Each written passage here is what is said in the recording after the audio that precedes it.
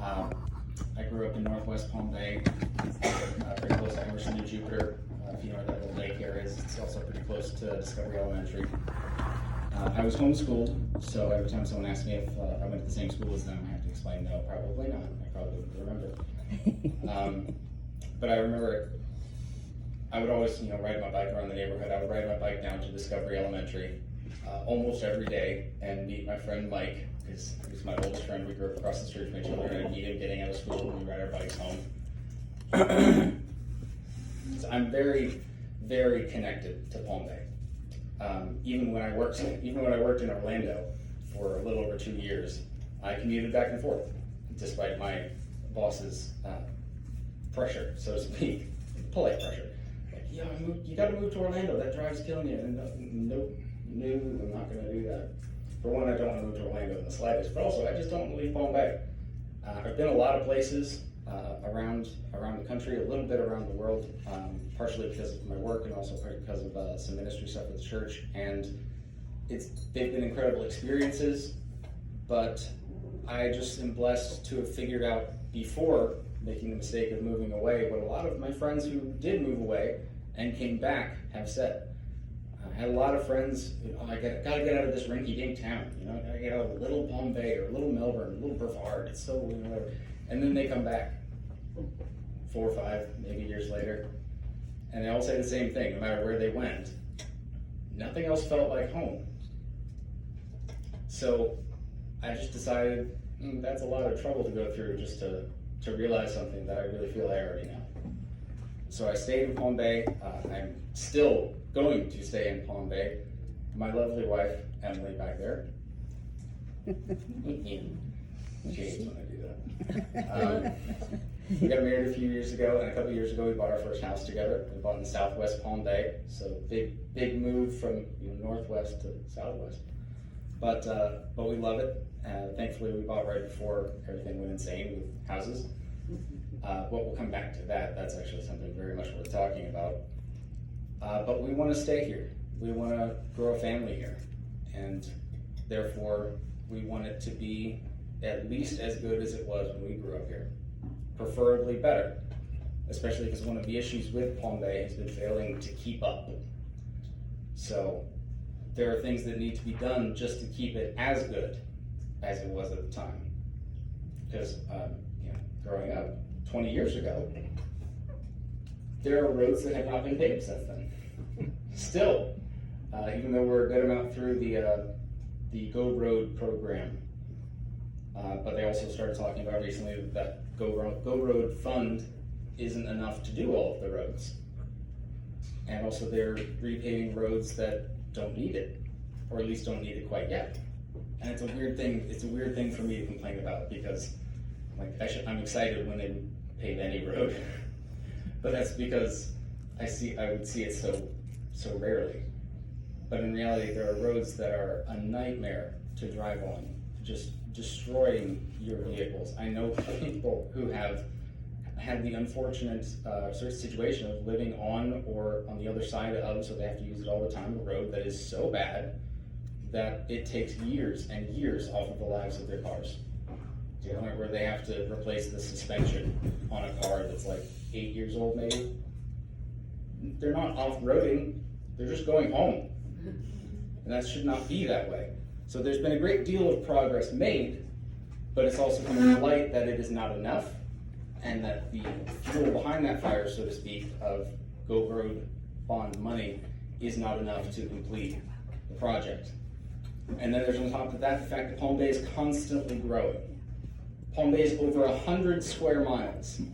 We are more than double the size of Melbourne. Wow. Melbourne is, approximating rounding, Melbourne's about 48 square miles. We're closing in on 102. Wow. I didn't know that. And we're only 40% built out. That's the only reason it doesn't feel that big. It's because 60% of Palm Bay is just, wilderness, so to speak.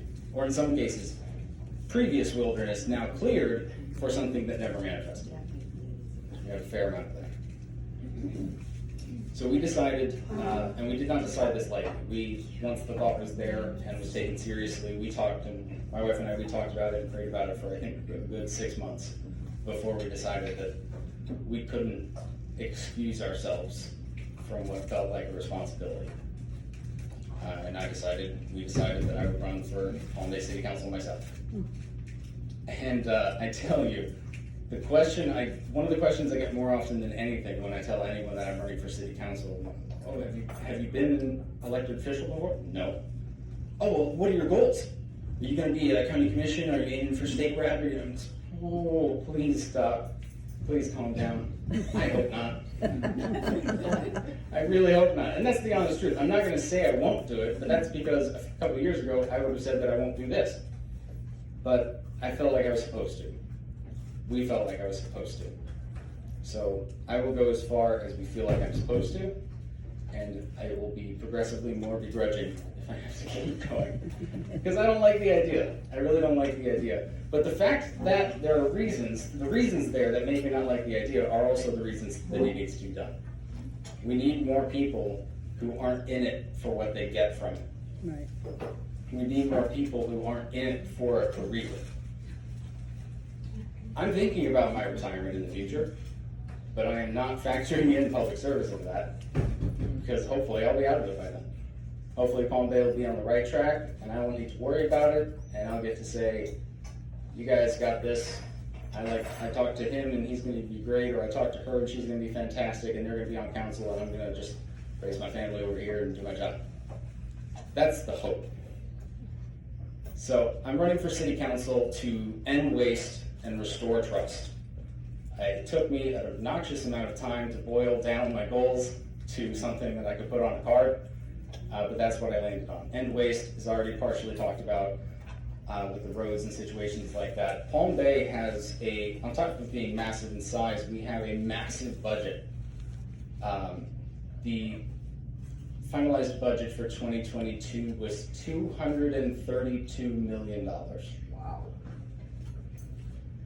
That was $10 million larger than the year before. We are growing quickly. And one of the issues that we're running into that I am very confident that you all are aware of in one way or another is that we're not growing well. We're not growing smart. Just at this past council meeting on Thursday, a great many people showed up, which if any of you were there, thank you, to fight a proposed rezoning where they were trying to put a 124-unit rental complex inside of a neighborhood off of Fallon. And when I say inside of a neighborhood, you had to drive through, I think, 2 neighborhoods really, just to get back to a main road from the one exit that there would be from this complex. I think one of the people that spoke, one of the residents who'd done his research, I love when I see that, I think he said it was about 2 miles worth of road that you had to drive to get back to a main road from this complex. That's atrocious. That's a terrible idea.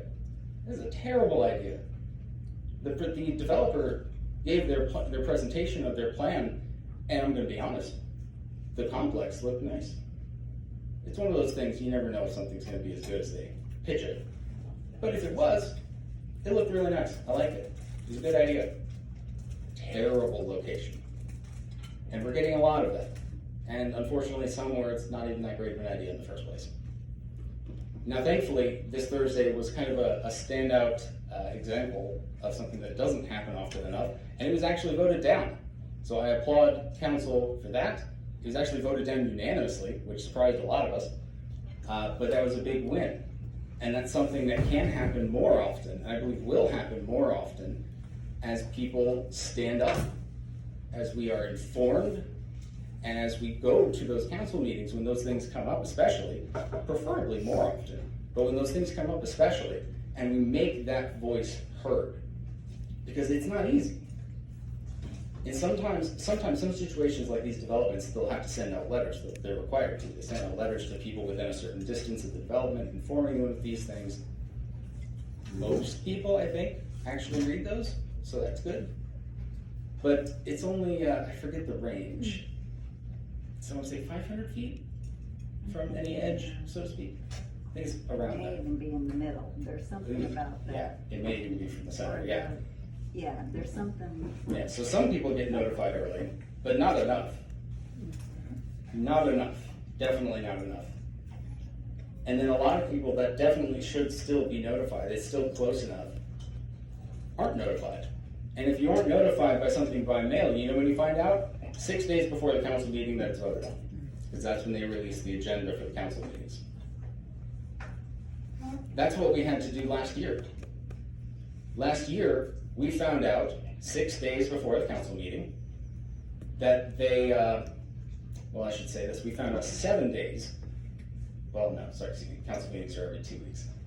We had a council meeting where Councilman Jeff Bailey announced that he would be resigning to move out of state closer to some ailing family members.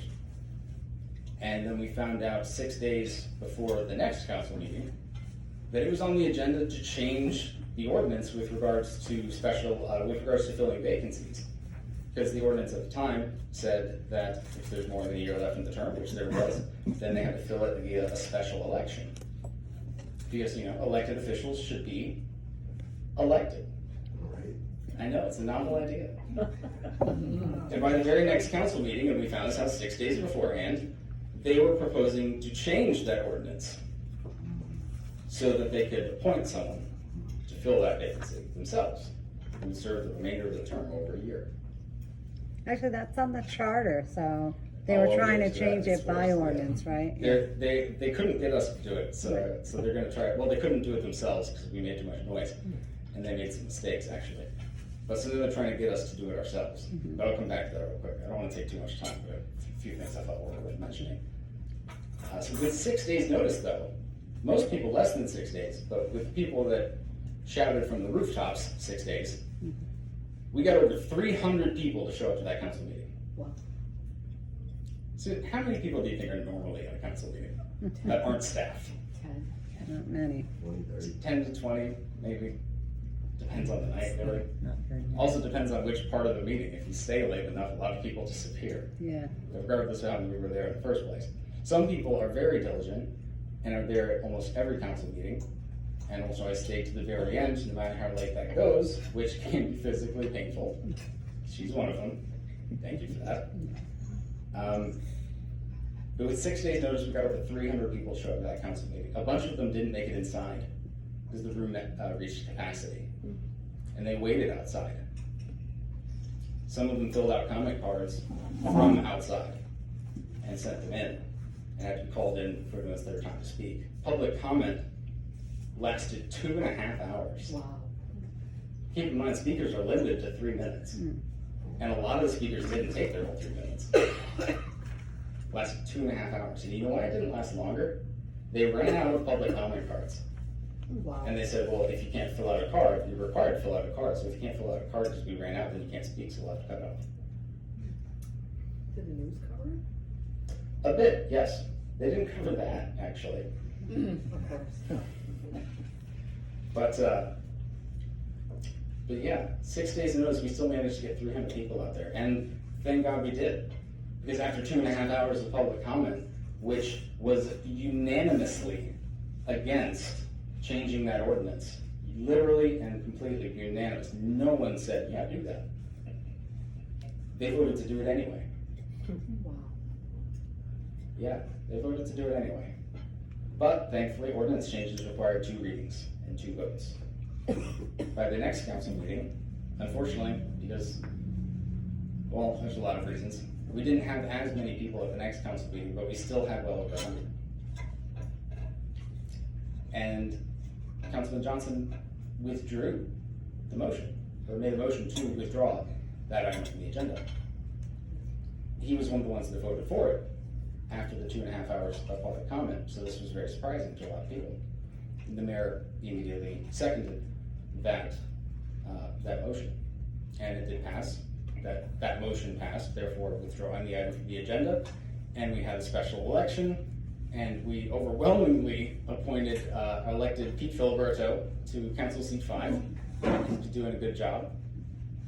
But in fact, he's being re-elected this November unopposed. Only one person filed against him, and it was someone who had lost very badly to him in the special, because everybody lost very badly to him in the special, and they chose not to complete the qualifying process. But something else happened that night, and everybody else had left. We had left. Everybody else had left. But at about 12:30 a.m., because that council meeting lasted until about 1:30 a.m. Wow. Good Lord. At about 12:30 a.m., they voted on a proposed advertised budget. At the first official stage of the budget for the year, the advertised budget, we advertise it to the state, and that's kind of the beginning of the process. And one of the things about that process is that the proposed millage rate, which governs your taxes, your tax rate basically, your property taxes, if we choose to bring it down from what we advertise, we can do that, but we can't choose to make go higher than what we advertise. And that is used as an argument often to advertise a higher tax rate than people would be fond of. They took that to a bit of an extreme, and at about 12:30 at night, they voted in favor. It passed an advertised budget, which would have raised property taxes by 11%. Whoa. Keep in mind, we have a 3% cap on property tax increases. Right. But that doesn't affect an advertised budget because it's not official yet. And they say, well, we can bring it down. But if we advertise a 3% cap budget, we can't go up. So we lose the option, basically. That's the argument there. But the thing is, I believe those issues were closely related. Because in order to break the cap, which it seemed to me like they were preparing to do, you need a supermajority vote from the council in order to break the cap. That's what's in the charter. Now, on a 5-person council, that's 4 out of 5 votes. If it's only a 4-person council, which is what it was for a time, because we were successful in our fight for the special election. So until the special election, there was a good period of time, including when they voted on the budget, where it was a 4-person council. A supermajority, legally for a 4-person council, is unanimous. So they would have needed every vote. And the thing is, Councilman Bailey, I know Councilman Bailey, he would never have voted to break the 3% cap that year. I don't believe Rob Medina would have either. But if they appointed someone to replace Jeff Bailey, well, Jeff Bailey wouldn't have had a vote in who they replaced. So the vote of who we replaced is only 4, 3 of which didn't want to have a special election, 3 of which voted for an advertised budget that raised taxes by 11%. And then they would have had a 4th that they got to pick. And that's a supermajority. But with 4-person council, they weren't able to. We stuck to the 3% cap. And now they're trying to do it again. Oh, wow. They're actually trying to do it again from both angles. Because now there is a charter amendment that will be on the ballot in November, trying to get us to remove the 3% cap from the charter so that they never have to deal with us again. That's an exaggeration, but still. Interesting. But at the same time, because you can't leave things to chance, they're also talking about breaking the 3% cap this year. For the last year it might be in place if they were successful in their other venture. And we've got a now proposed budget for 2023 that would raise property taxes by 12%. Holy crap. Now, we've actually had In the recession. 5 budget years so far. 5 budget years so far where the 3% cap existed since it was voted in. They've busted that cap 3 out of those 5 years. Or excuse me, 2 out of those 5 years. We're about to have our 6th, and if they break it again, they will have literally broken it half of the years it's been in place. Can you read me my water? I'm getting all dry. Sorry. But, and they're actually seemingly making headway with both Filiberto and Medina, thank you, about why they need to break the cap. And the reasoning is roads, and mostly fire and police, because they're woefully ill-equipped, you could say. we're 50 to 60 police officers short of where we should be. We're 3 fire stations behind where we should be. The response time for fire is supposed to be between 4 and 8 minutes. 8 is not good, it's just in range technically. 4 is much better, obviously. We have parts of Palm Bay where the response time is 10. That's not good. I was gonna say, if you have any idea how a house fire works, it takes 10 minutes. Yeah, You don't have a house. Right. it's gone. There you go. But, and that's why we need to dramatically raise taxes. So that we can pay for these things that we, for some reason, haven't paid for before, but we don't want to talk about that too much. Yeah, yeah. Because you don't suddenly become 3 fire stations behind. That doesn't happen overnight. That doesn't happen in 1 year. This is a long-term thing that has led to this. And just saying the solution is a massive jump in taxes. Like you mentioned, during a recession, during a time where housing prices are, I believe they would have naturally been up a bit, but they are definitely artificially inflated. I know Definitely. my house has gone up $70,000 in value in 2 years. Mine's gone up 100 in 1 year, There you go. and that's false. Exactly. Phony. But I'm sure it's in the mind of reason. I'm sure it's gone up, but not that much. No. And do you really think that value is going to be the same next year? No. It's possible. I don't think so. No, don't think so. absolutely not. But they want to keep the millage rate from this year, and that's one of the ways they try to make it sound better. They're talking about keeping the millage rate from 2022 into 2023. So they're not raising taxes, except it would raise what you pay by 12%. And that's how spin works, How do they unfortunately. account for all the new construction? Well, how come that isn't helping that factor? It is, but they excuse it by saying, well, that's a one-off. That's not gonna happen again. So we can't count on that. We can't count on Excuse that. me? I feel the same way. Okay. We also, that is actually also true. We ended the last fiscal year with about $20 million in what's called the undesignated funds balance. Yeah, right. And I think fire station, by their estimates the last time, I think it was around, rounding again, maybe $4 million to fully build and equip a fire station. But if we had 20, well, that seems like a good way to catch up. And they say, oh, well, that doesn't count for staffing. You have to account for staffing. In fact, that's a reoccurring cost. But they've ignored me every time I've gone up to the microphone to remind them of that when they create new positions throughout City Hall. Sometimes paid for with our money, sometimes paid for with grant money that's supposed to go to the less fortunate in the community. It's an interesting question. You can't use They, grant money for anything other than what it's intended But they. Well, the thing is, the grant money would pay for a brand new position within the community development, Oh, Lord. There we go. Department. Community development. because that department doesn't have an assistant director. But a lot of other departments do, so they won't want. It's gonna be about $100,000 a year. And that's probably, I think technically the top of the range is 99,000, but also that's before benefits. So it's gonna be $100,000 a year position. And they say they need this because other departments have an assistant director position, so they should too. And they're gonna have about $5 million in grant funding next year that they have to deal with and allocate and get where it needs to go. So it's important to have that help to distribute that money. They really didn't like that I pointed out that that position they were creating, which would be paid for out of the grant money, would be taking about 2% of that grant money for the salary every year. I don't think that's a good trade, especially because that department's been doing well. And I mean doing good work.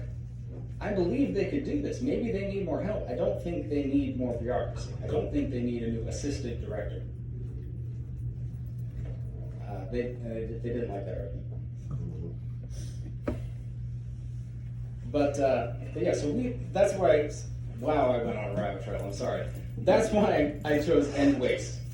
Palm Bay has enough money to do what we need to do to support our citizens. To do fire, police, and roads thoroughly, effectively, and safely. But we're not. So the solution is not more money. We have the money and it's still not happening, so more money is not the solution. Because that tells me the money's not going where it should go. Where's the money going? There are way too many answers to that question for me to start listing, so I'm just gonna pick one example that bothers me. There's about $4 million, not planned, set aside already in accounts, sitting there, for a city-owned RV park. A what? RV? An RV park. Okay. A city-owned RV park Where? Oh, wow. that they want to build inside Fred Poppy Regional Park. What? Oh, yeah, I've heard that. And it's not going to cost $4 million. There's about $4 million already in the accounts. They're actually paying right now to redo some of the design plans because there are different requirements for the design planning when a project costs over $4 million. It's a legality thing. And they've now realized this project is going to cost well over $4 million, but they already paid for those designs when they didn't know that, I guess. So they're doing them again, paying to have them done again, because now they know it's gonna cost over $4 million. So they actually still don't know how much it's gonna cost, other than more than $4 million. For a city-owned RV park inside the largest park in the city, while gas prices are at their highest in I don't even know how many years, to the point where no one is using their RVs right now. Right. Exactly. I was curious, so I reached out to some people outside of the state, including Indiana and a couple other places where RVs are manufactured. No one's buying them. The owners that have them aren't using them And you can't sell them. because their mileage per gallon is minuscule. Yeah. So to drive your RV from one state to another would cost you well over $1,000 in gas. You need a hybrid. Probably Yeah. probably a lot more. So no one's doing that right now because of inflation, because of gas prices, because of this market that we're in. But despite all of that, we want to build an RV park, a city-owned RV park. And if that doesn't get you enough, what killed me was that last month, I think it was last month, don't quote me on that, it might have been the month before, they approved a developer's plan to build a privately owned RV campground, or RV park, or is ours the campground? Either way, RV, across the street from Fred Poppy Regional Park. So you'd have the private one on one side of Malabar, and the public one on the other side of Malabar, dangerously close to using the same entrance, like across the street from each other. It's insane. Now, if that's not just the It's an worst eyesore. planning, It's an eyesore. I don't understand what they're thinking. I really don't. And I struggle sometimes to communicate some of my concerns to council without sounding rude. It doesn't work, I'll admit, a lot of times. But I just want to state for the record that actually I do try. It's just things like this are very confusing, and I don't know how to word it in a more polite way. Like, please explain, because this seems bonkers. And then they say, well, you're being rude. I'm like, well, fair enough, but also answer. And we don't really get one. People are putting RVs in the compound. Okay, so it's like, it's kind of like a subculture, if you will. That's where I'll leave it there. Interesting. Yeah.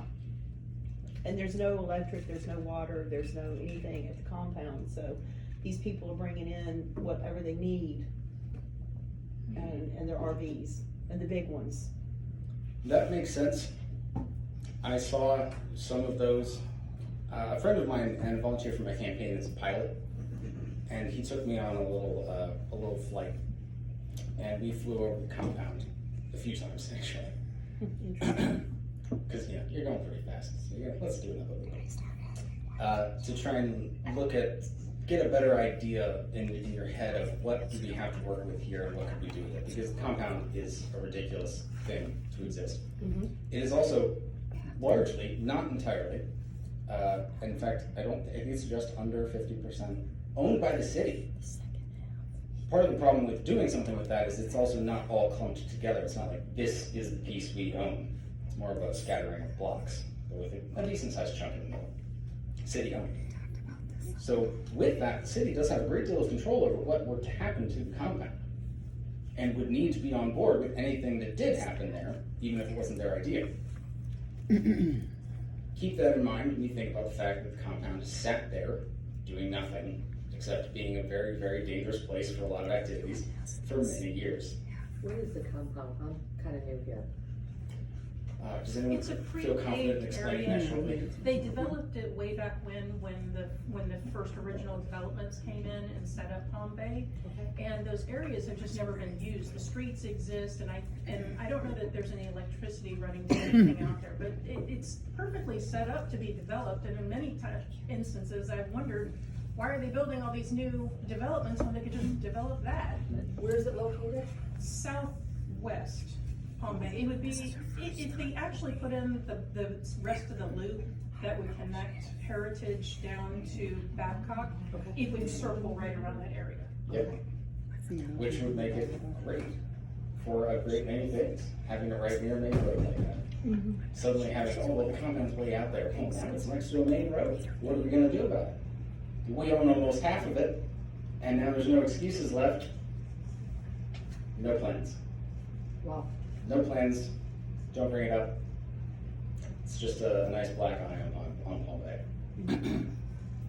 I have some ideas for the compound, but that is not something you run on, that's something you work on. So I'm still working on that. I'm talking to some people that may want to do some things themselves, may want to partner with Palm Bay and do some things that would be a real benefit to the city, both as a governmental body and also as a community. And also a couple of the ideas are actually just really cool in my opinion too, but we'll see about that. But that's another example of mismanagement, of not thinking ahead, not planning for the future. And one of the things that bothers me, a lot of people don't know this. Did anyone know before I said it, that Palm Bay's budget last year was $232 million? No, they're not.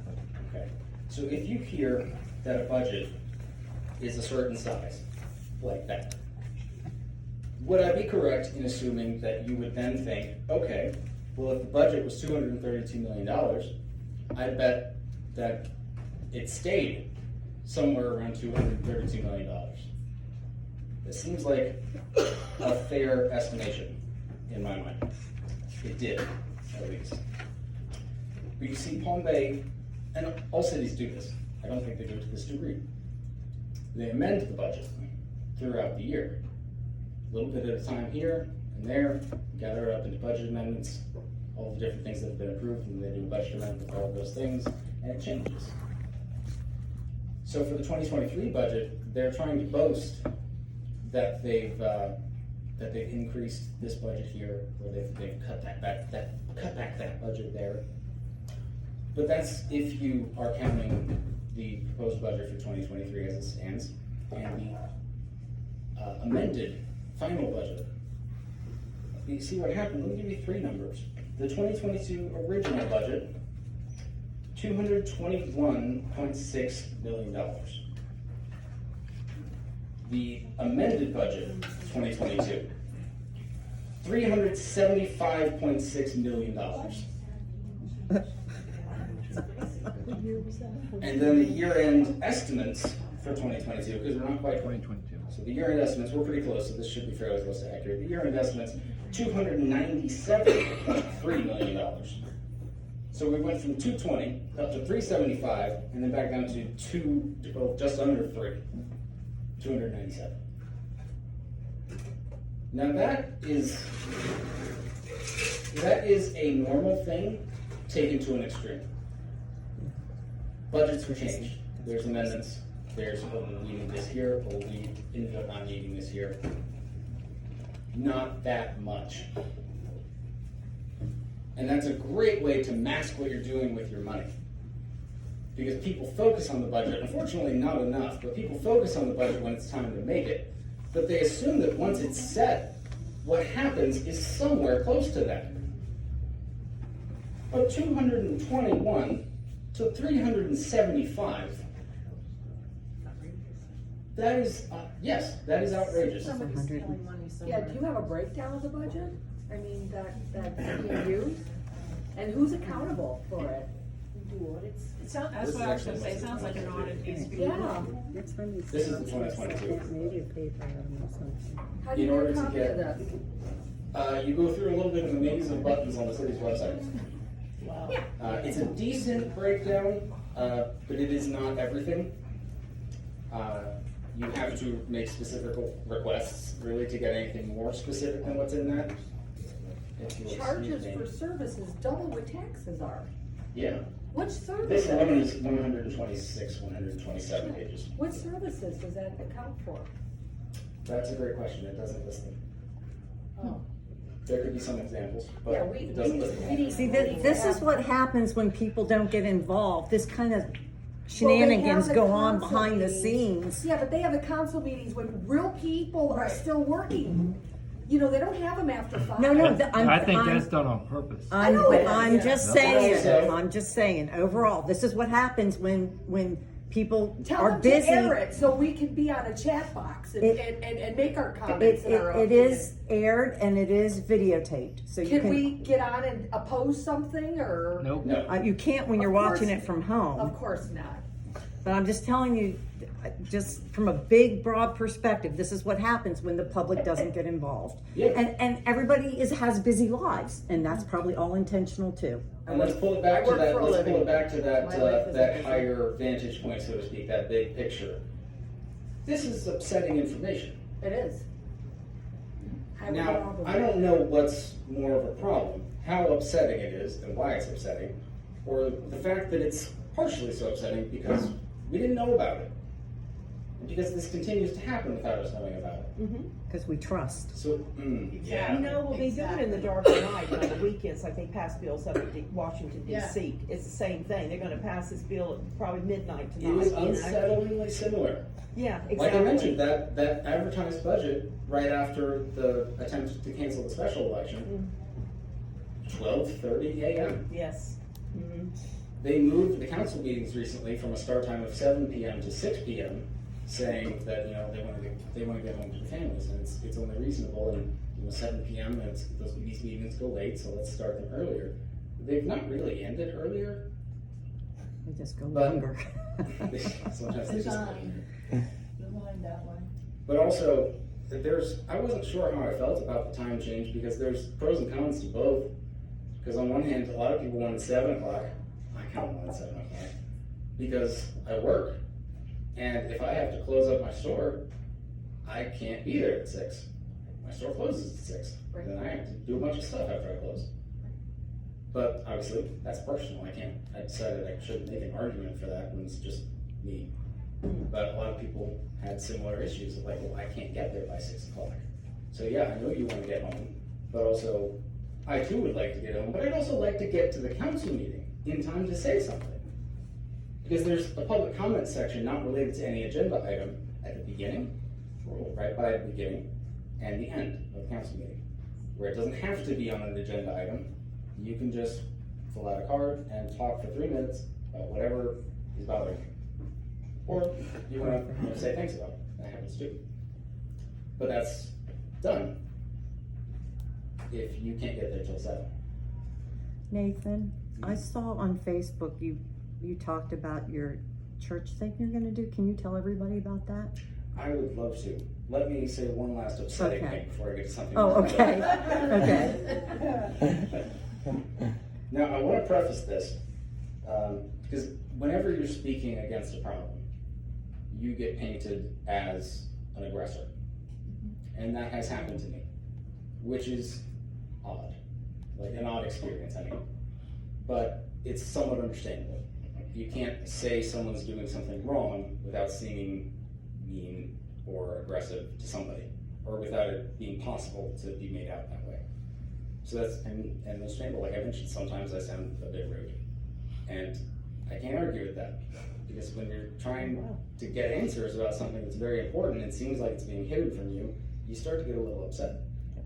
And even if you are maintaining cordiality, respect, there's still that element to it at the core of, I'm at the root saying it looks like you're doing something wrong, which you explain, and that's uncomfortable.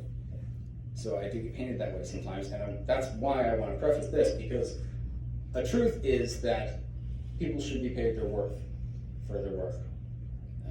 The worker is deserving of his wages, is how Paul put it. And you want quality work, you pay quality money for quality people. Sorry, I have my ringer turned off, believe it or not. But, for reference, I mentioned they were hiring that assistant director that cost $100,000. What I stuck in the front of this budget is actually not from the 2023, but this is actually payroll information for 2020, and I accidentally put in 2 copies of 2020 instead of including 2021, so that's in my bag in my car, I think. But that's because another thing that happens is various types of benefit-like things and bonuses start to mask what people actually make too. So I told someone recently in our conversation that it was relevant to the conversation how much our city manager makes. And they are a very knowledgeable person when it comes to local politics. And they said, no, they don't. They don't make near that. It's like, well, they do. And I had to show them this, because the salary does not match what they take home at the end of the day, or at the end of the year, I should say. When you look at what they actually take home at the end of the year, the top 40 highest paid employees in City Hall all make over $100,000 a year. The top 40. The top number 1 is the city manager, which at the end of the year, bonuses and such included, took home $234.9 thousand. Holy Toledo. Oh my gosh. It is over $250,000. Or excuse me, just under $250,000. Wow. The city attorney, about $210,000. And then it takes a pretty dramatic jump to $150,000 for the deputy city manager. And goes on from there. But those numbers are very different from the actual salary that's listed also. That's what I was just gonna say, isn't like the city manager like 179,000 or something? Something like So that. then think they it does got it, another it's 'cause 50 it's grand when they on add top the of that. bonus. I'm still working on getting answers for one rather random example I found in here. What's labeled as the engineering inspector. There's only, at the time, I should say, in 2020, there was only one of that position. And according to the city's website, that position should pay somewhere between $39,000 and $56,000 a year, I think it was. Don't quote me on that, it's close. And that stood out to me because in 2020, they brought home $111,000. Wow, double. Yeah, There's 2 of them instead of 1. that's bad math. No, that's one. That's 1? That's one. That's why it's weird. I haven't gotten a direct answer for that. Try and find NASA it. engineers start at 100,000. Mhm. So why are we paying a city manager 200,000 plus? I'm not sure. Is And it- that's why I started this by saying that the worker is deserving of his wages. And you want good people, good quality work, you pay good quality money. I'm not saying all 40 people that I mentioned in this list should not be making what they make. I'm not sure of that. I do believe that there are definitely some of them who should not be making quite what they make, at least. Or if they are, we should be demanding that quality of work for that money. That is another one that I'm very sure is not happening in a lot of these cases. Not all. Some of that list actually includes higher ups in the police department. That makes a lot of sense. Police chief's in that top 40. I don't know if you guys have had the pleasure to meet our new chief, Agillo. Great guy, very genuine. You can tell as soon as you meet him, talk to him. He's got a good heart, and I hear nothing but good things about him from the officers, which is the best sign. But this is just several examples that I would love. It would take a lot of time to dig into any of them too deep, but it is interesting and enlightening to dig into them deeper, which is why I have printouts like this. This this is not for show. This is so that I don't burn out my eyes reading this late into the night, like I would on the screen. That's why I do. That's also why I put a cover on it, because I'm going to slowly destroy it with my use. Mm-hmm. You know, what I've seen happen is in a lot of the smaller cities, don't take offense in Palm Bay, but what happens is they get their HR department to do these wage and salary surveys. And they get the surveys from these big cities where these people are paid more, and they use that for the basis. That's the logic support information for why they pay those people so much more in even smaller areas. And sadly, it's just, when you get to the bottom of it, you find out that the information they use to get that salary isn't really what they should have been using anyway. That's an interesting point, and one of the things that's been coming up a lot at council meetings is the fact that they're doing a salary study to try and figure out how much all of the various positions in the city should be being paid, like market value, so to speak. But they've been doing it for well over 6 months. I'm not sure when it started really. They've been doing it, or talking about doing it, for a very long time. It's still in the works, so to speak, right now. A couple times they've given a time frame, but it's changed, so I'm not very confident. And they're saying, well, we have to, the salary study, this is going to cost a lot of money. That's another reason to raise taxes. We're going to need to raise a lot of people's pay when we find out we're underpaying them all. No. I'm like, well, you're underpaying some of them. You probably are. But you also might be overpaying some of them. And it's very difficult to predict those numbers, because if it was easier, you wouldn't need a salary study. And while waiting on the salary study, they've created at least 20.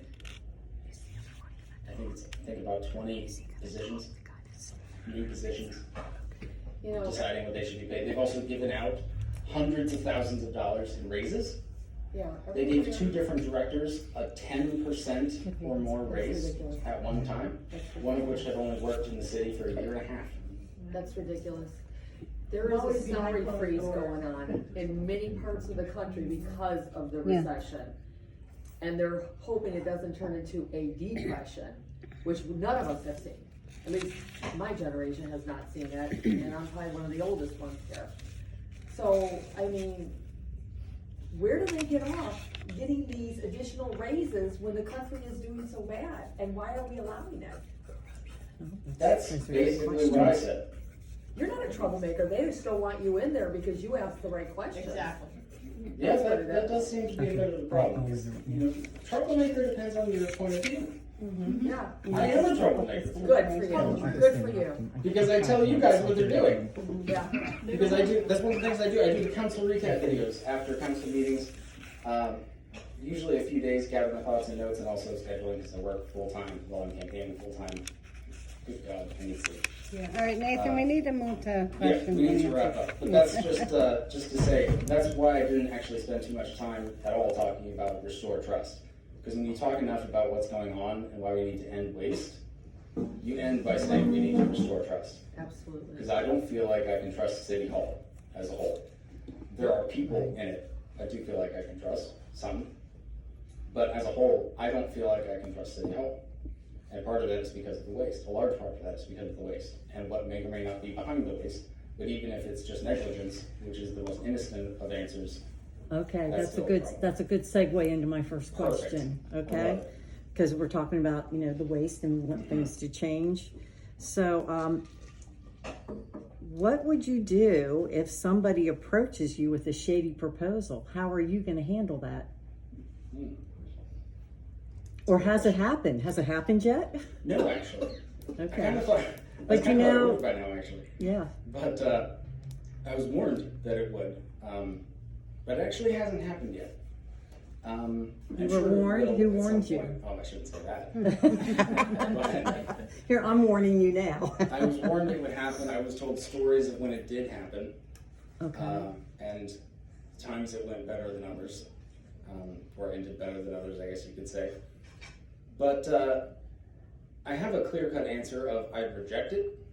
I could give more detailed answers if you gave me the scenario. Like if someone tries to slip cash in my pocket, I'm going to turn that pocket inside out and tell them to get away from me.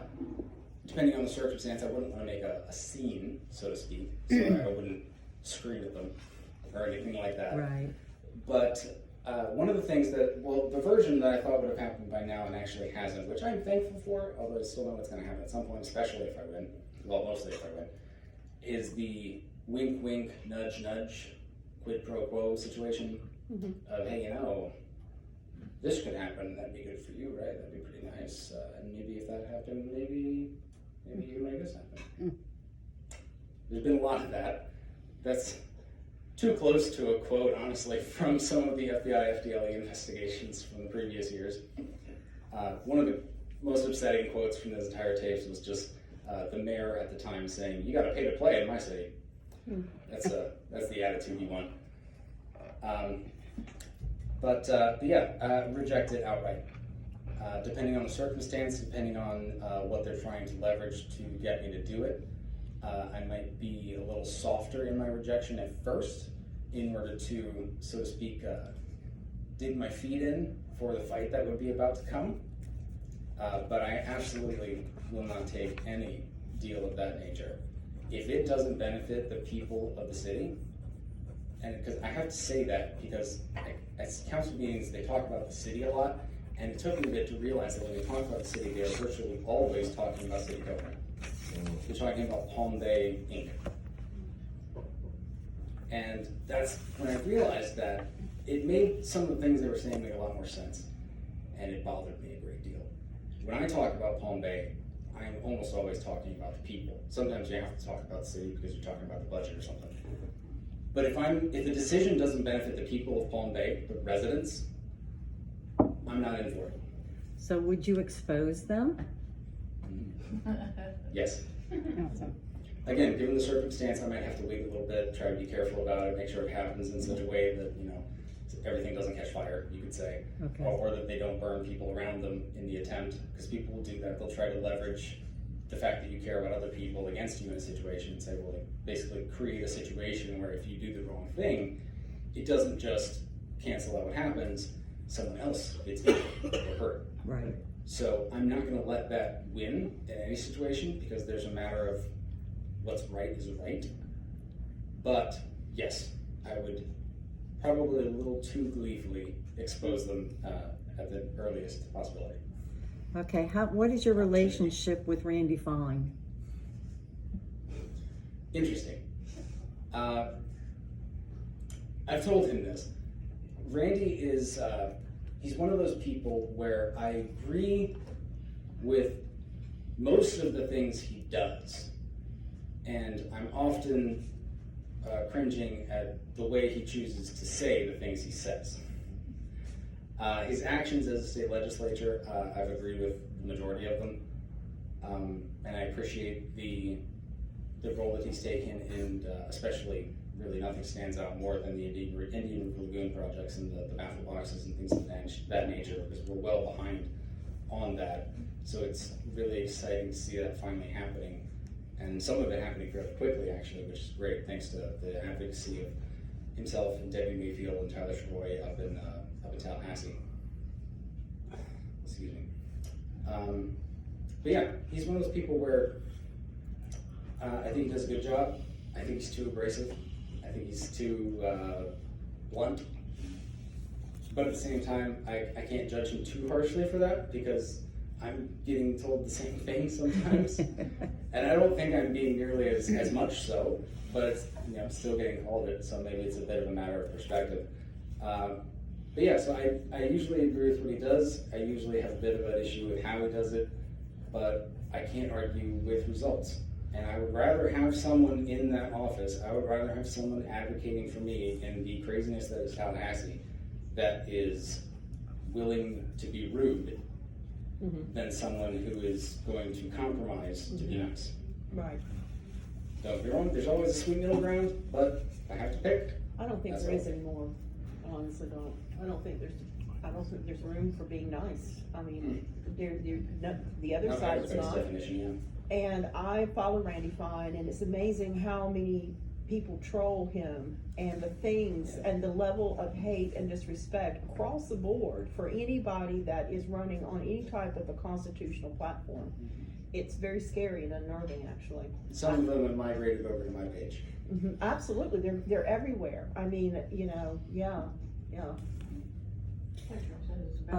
How do Just you what it is. manage your time with trying to work full-time and then trying to run for office? How do you do all that? She's got good Does questions. my wife want to answer that question? Well, honestly, she's part of the answer. My wife keeps me organized. I'm not a radically disorganized person or anything, but the added stress and time and activity of campaigning has pushed me to a place that I haven't been before, and she's been my rock. She's also been my human calendar, so I give her sincere praise for that. But yeah, it's difficult.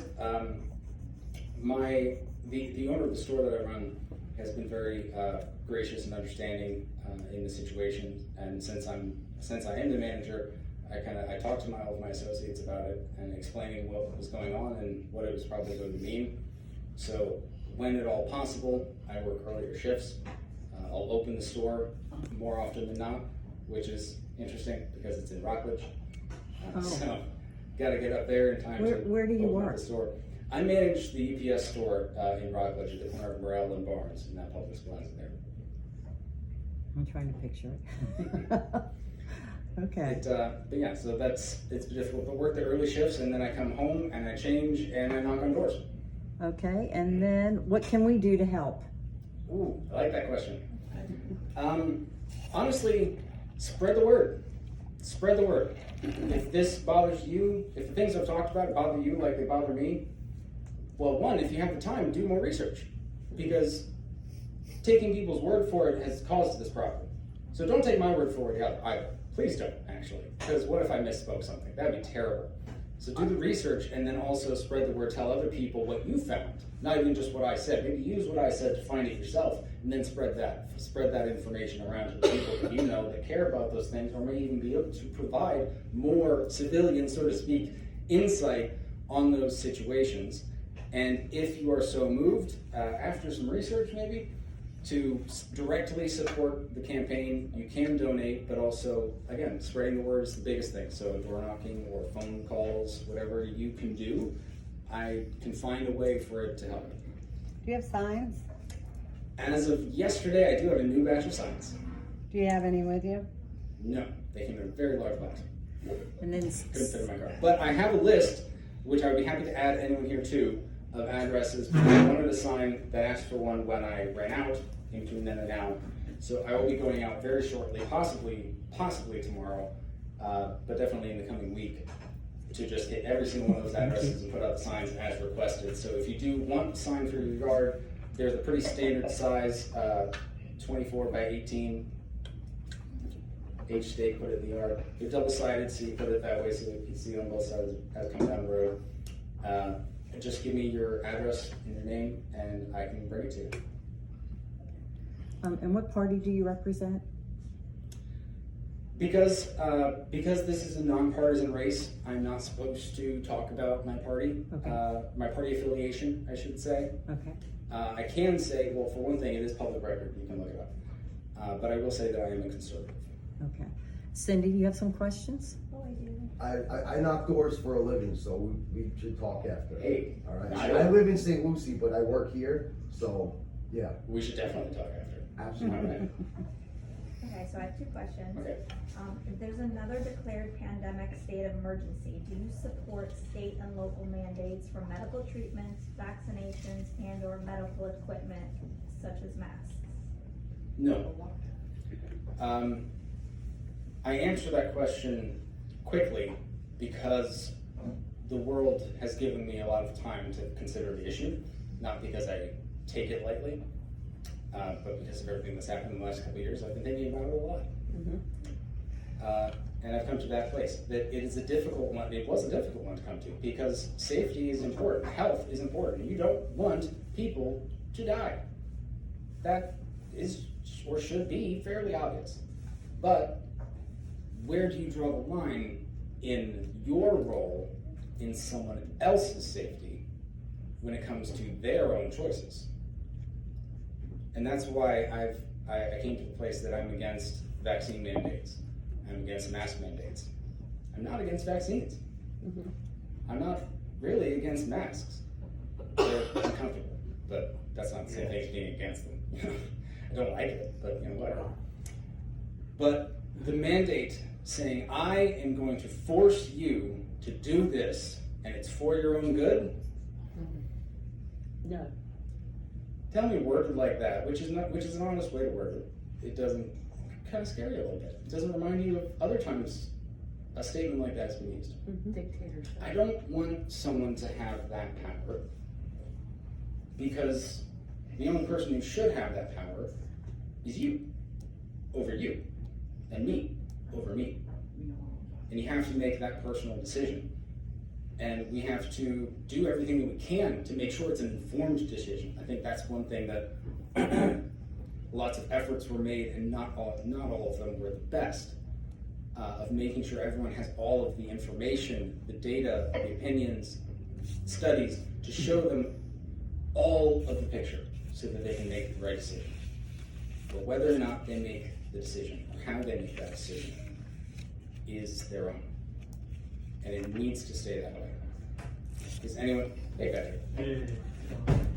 because anyone that can force you to do something for your own good can force you to do something for their own good. That's a very good statement. I like that one. So my second question is, do you believe that it's a school's responsibility to keep kids medically safe, or is it the individual's parents' choice to decide what type of medical, direction they put their kids through, or support, or, can kids just go to school and, have the freedom backed by the parents, or is it school? In a way, that's worded very well, but it's also, in the end, becomes very vague. So I think I know what you mean, but worded that way, it could apply to a great many different things. So to try and answer what I think you mean, and therefore correct me if I'm wrong, or redirect, it is a very difficult choice to make there. But again, I feel like you have to respect an individual's authority over themselves. And that does extend to a parent's authority over their child. It's another situation of if you can force someone to do what you want them to do with their kid, that is honestly more scary. And the reasons can be good, can be very good, but the best reasons aren't enough to take away that choice from someone.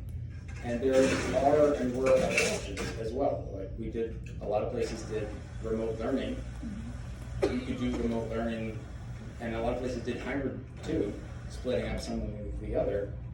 At that point, I feel like, although that was an incredibly difficult situation, by the way, I talked to both parents and teachers and didn't like that, as far as it being easy.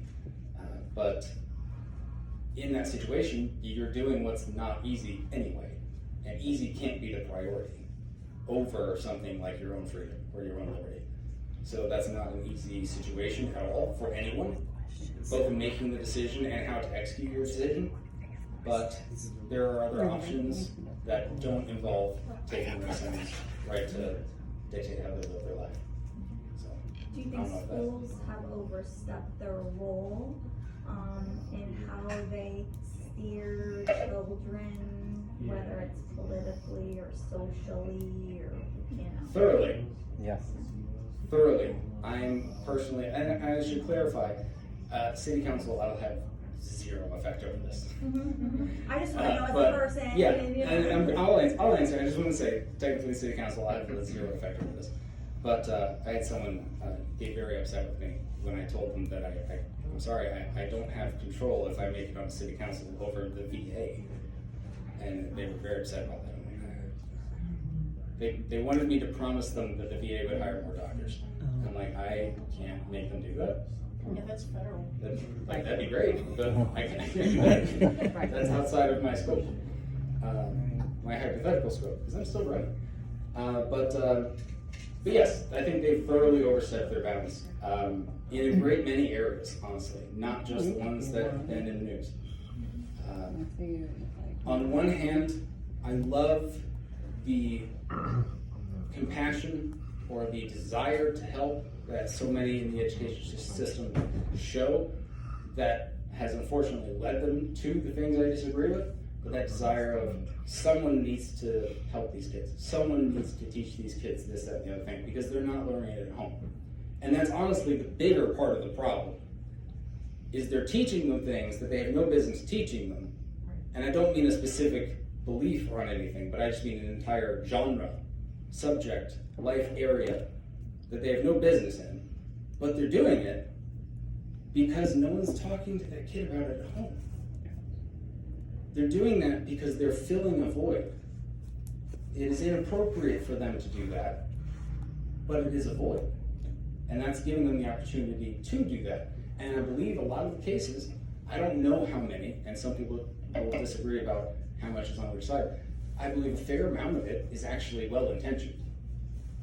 Bad result, but well-intentioned. A desire to fill that void because you don't want that void there. That void shouldn't be void, but it's the parents that should be providing that knowledge and that guidance and that education on certain issues. The school should not.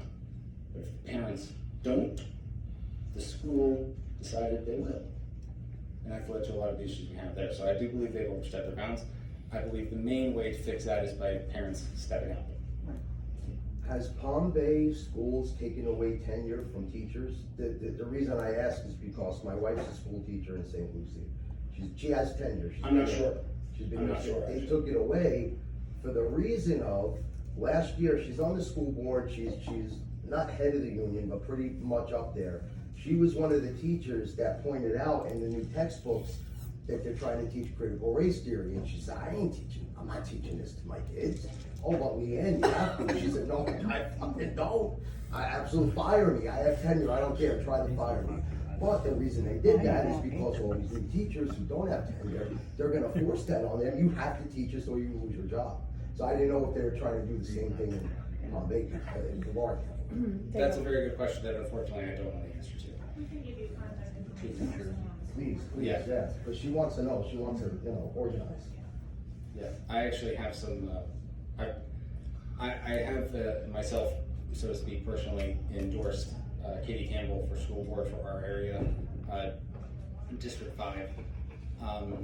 So I've been handing out her door hangers along with my own, just by my own personal stance. I think she's the person for the job. I agree with her a heck of a lot more than I do the person running against her. So it's a personal choice. I'm not really making a show out of it because she's running her own campaign. I'm running my own campaign, but that's where I stand. But I have a couple of them. I have some of them in my car. I could probably get one of those, and I'll have to check to see if they have the contact info on there. Okay. But either way, we'll get you that contact info for her if she's in this area. She'd be able to answer that question. Awesome. I just wanted to interject something. If you don't know a school teacher, especially in a high school environment, I suggest you search one out and talk to them. I'm talking about everybody in general because it is a very intense situation where all of our teachers are stuck between the school boards, and it's the administrators and it's the teachers all across the board, elementary up through high school. But what they have going on right now is very difficult for the teachers, for the administrators, and basically the kids run the schools in a very large aspect of this. And there's also a program, or whatever, program's not a good way to word it, but they're offering $500 per teacher that you can get fired. And there's I was looking through my notes from my teacher friends that we were talking about this the other day, and when I find it, I'll let you know exactly what it is. But they go in, they try to get teachers fired, and they actually get rewarded for that. If a teacher, it's terrible, and it has to go now with this gender identity, a lot of it, and if you call someone a wrong pronoun, if they transitioned over the summer, so the teachers, and the only thing I'm trying to say is there's a lot of good teachers whose hands are tied, and there's nothing they can do, and they're basically just trying to survive. And if you get into high school level, 9th grade and up, language arts divisions no longer even have books in schools. It's all on laptops. You're articles. You're very right. You might be It's more right scary. than you think. Yeah, it's scary. I just want everybody to I don't know. really talk about this only because, again, I don't have really much control, definitely, but not Right. even really much influence over the school system I on city understand. council. That's the only reason. That's the only reason I don't talk about it. Trying to stay on topic, and I'm also usually limited in time. But I'm pretty thoroughly connected with a lot of the people inside Moms for Liberty, and one of the things that they've shown me. A lot of times they'll get attacked when they make a statement saying like, "Oh, well, you're so out of touch. Why don't you talk to a teacher for once?" The truth is, they get almost all of the information that they then disseminate from teachers, submitted anonymously. Not anonymously from them usually. They know who it is, but on the condition of anonymity, because they know that if it comes out that they were the ones who exposed the fact that this is being taught or that this is being ordered to be taught, they will lose their job. A great deal, almost all. The stories that make the news are usually about a parent discovering something the child is being taught. That's because the parent can come forward without being fired. Yeah. But most of the information that has fueled that movement is from teachers. Go ahead, Ken. Remember what we talked about last month about the homeless people? Are they gonna be moving in my backyard? Yeah, they already put up tents, did you see? In Palm Bay, they're planning on putting it in Port Malabar. And you said that you're gonna talk to the mayor. Yeah, they won't confirm the location yet. I think they will soon. So it is gonna be in Palm Bay. It is going to be in Palm Bay. It is going to be in Palm Bay. It's going to be different than the Daily Bread was in Melbourne. It will be substantially larger, more of a kind of complex in the sense of instead of being a small building for one particular purpose that then the ministry grew a great deal but was still in that small building, it'll be more of a this is this and this does this and this building does this or this. A larger complex so that they can do more things And more without sharing the services, space with right? each other the whole time. It's like service oriented, like for probably a career center or whatever. Partially, to give them a leg that up. would be the idea, so that they can have places they don't have to constantly share and swap space. They can have a dedicated space to career building or job training, things like that. Yeah, and then you still have a dedicated kitchen, but not have to do the career training in the kitchen because that's the only room they have and things like that, which is what they were dealing with in Melbourne because it was a very small building. Aren't they like in an application process at this point with the funding from ARP or something? Aren't they getting ARP funding for that? That was my understanding. Yeah, That my they had understanding is that qualified. it's they're kind of in the negotiation phase, which is partly why they're not releasing all the information yet, because they're talking about it's basically a joint idea. Because to be completely honest, Melbourne doesn't want Daily Bread in downtown. They haven't for a long time. There have been multiple legal battles about it. It's not really so they have a vested interest in it moving to Palm Bay. And Daily Bread is down for this particular version because this would allow them, like I said, to get that larger space and be able to do a lot more. They can't expand at all where they are now, and that's become an increasing problem. They can't do more, they can't do different things because they only have one space. So that's why they're on board. I haven't really gotten a more detailed explanation of why Palm Bay wants to do it, other than the general goodness, but nothing really beyond that. I have an idea about how it will do this or something like that. I think it will serve a serious purpose, especially because with some of the other things going on in the county, we are seeing already, and will continue to see an increase, it is likely at least, of a migration, so to speak, of homeless communities from neighboring cities in Palm Bay, or at least coming from one particular neighboring city. That'll bring more crime. Possibly. So the idea of having that, if that problem's going to be there, and Daily Bread will be there trying to help them at a very small facility, or that problem will be here, but Daily Bread will have a much larger facility, and I personally hope, aided in part or kind of joint things. I know that the Source does a lot of, I love what the Source does, and I would hope that they'd be able to do some things kind of in concert. And that'd be a little bit easier because we have been successful in bringing the Source up to Palm Bay. They now have a Palm Bay bus. which if you haven't looked it up, look up The Source Ministries, or probably type in something like the Palm Bay bus, or their bus system. It's incredible to read about. I sat down with the guy who runs the organization, and it's honestly incredible. But hopefully they'd be able to work in concert, both Daily Bread with their much larger facility and more volunteers, because they actually have more volunteers than they have space.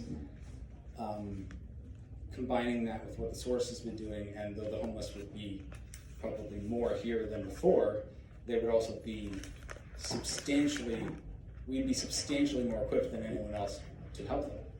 And to not just serve them in the sense of feed them or even just shelter them, but help them.